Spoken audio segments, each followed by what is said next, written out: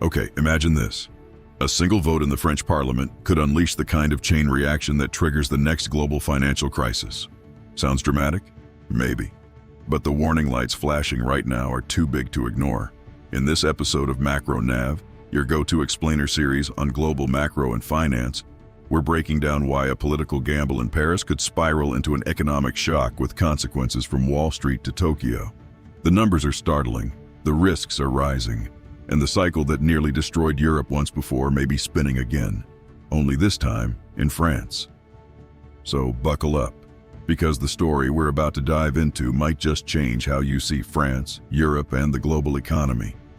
Okay, get this. A single vote in the French parliament might just be the domino that triggers the next global financial crisis. Now, I know that sounds incredibly dramatic, but it's a very real possibility that we're going to break down today. Let's dive right in. Attachez vos ceintures. Fasten your seatbelts. That's the warning our source material kicks off with, and for good reason.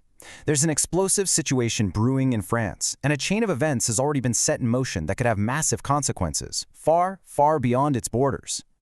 So, what is this chain reaction we're talking about? Let's unpack the argument, piece by piece, and see exactly how one parliamentary vote could start a domino effect powerful enough to shake up markets all the way from Paris to New York. So what's the spark that lights this whole fuse? Well, it all starts with a pretty shocking move from the French government. They're calling a parliamentary vote of confidence.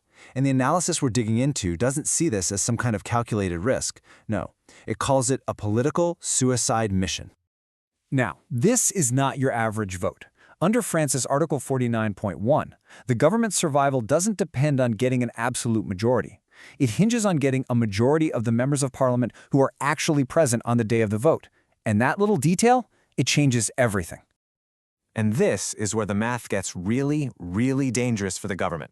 Just look at the left side of this table. You've got this coalition of parties stretching from the far left LFI all the way to the far right RN, who are almost guaranteed to vote no. Add them up, and you get 265 seats. That's already way more than the 226 seats held by everyone else combined. The government is basically walking right into a numbers trap. So, the first major conclusion here is pretty stark. The government seems to be walking into a trap of its own making. With the numbers stacked so heavily against it, a collapse looks almost inevitable, and that would plunge France into a massive, unprecedented political crisis. Okay, so what happens the second the government falls? Well, the argument is that it immediately kicks off a dangerous economic feedback loop, what the source calls a cercle pernicieux, or a vicious cycle. And here's how that cycle works. The political chaos makes investors really nervous, so they start demanding higher interest rates to lend money to France. That, in turn, makes France's enormous debt way more expensive, which makes the country's deficit even worse. And all that financial trouble, it just pours more fuel on the political fire. It's a downward spiral. And this isn't just a theory. You can actually see the cycle starting to spin right now. As investors get jittery about France, the interest they demand on French debt is going up. And at the exact same time, all that nervous money is fleeing to what it sees as a safe haven, German debt. And that pushes Germany's borrowing costs down. The gap between them is no small thing either. The spread has widened to 80 basis points. Now, that's just financial jargon for 0.8%. And while it might sound tiny, trust me, in the world of government bonds, a gap that wide is a massive red flag. It's the market screaming that it now sees France as a significantly riskier bet than Germany. All this growing risk leads us to a pretty shocking question. Is France, one of the core foundational economies of Europe, actually becoming the new epicenter of risk in the entire Eurozone? I mean, just look at this data. It's pretty startling. As you can see on the chart, France's 5-year borrowing cost is now the highest in the Eurozone. Let that sink in for a second. Investors are demanding more to lend to France than they are to Italy or even Greece, countries that were at the very heart of the last European debt crisis. Wow. But this investor fear isn't just about politics. When you dig a little deeper, the analysis finds some really worrying signs that the French economy itself might be in serious trouble. This is absolutely fascinating. See, the official numbers show this tiny little bit of growth. But if you strip out the effect of companies just building up their piles of unsold stuff, their inventories, the core French economy has actually been shrinking for 2 quarters in a row. And you know what that is? That's the technical definition of a recession. And this hidden recession, well, it seems like the public is really feeling it. The data shows that consumer confidence has just cratered. It's fallen to levels even lower than during the darkest days of the COVID-19 lockdowns.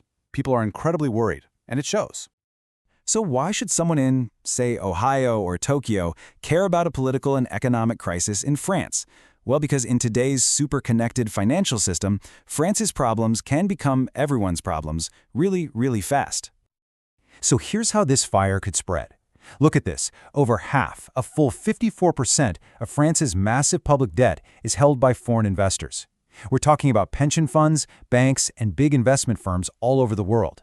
They all own a piece of this risk. So if French interest rates spike dramatically, like that vicious cycle suggests they could, all those foreign institutions holding French bonds would suddenly face staggering losses. And that is how a crisis that starts in Paris can send a shockwave through the entire global financial system. And this potential shock is threatening to hit at the worst possible time. The world is already juggling some major risks, right? We've got slowing global growth, geopolitical conflict, stubborn inflation, all of which ties the hands of central banks. A French crisis could be the match that ignites this whole fragile mix. Okay, so with the situation being this precarious, what should we actually be watching for? The analysis gives us a few key indicators. Think of them as the flashing warning lights on the dashboard that will tell us if this crisis is getting worse. You're going to want to keep your eyes on these 4 things. First, French 10-year bond yields. Watch to see if they cross that critical 4% level. Second, the euro. Is it going to take a nosedive against the dollar? Third, look at global stock markets. Do they start to fall all at once? And finally, watch the credit rating agencies. Are they going to officially downgrade French debt? These are the signals to watch for. And in the end, we're not left with a firm prediction, but with this really provocative thought. It feels like we're at the climax of a movie that's been building for a long time. The argument is that the film is ending, and what happens in France over these next few months won't just be a French story. It could very well reshape the global financial landscape for all of us. If you found this breakdown useful, hit like and share it. It helps more people discover Macro Nav. And if you want more clear, no-nonsense explainers on global macro and finance, make sure you're subscribed. Stay ahead, stay informed.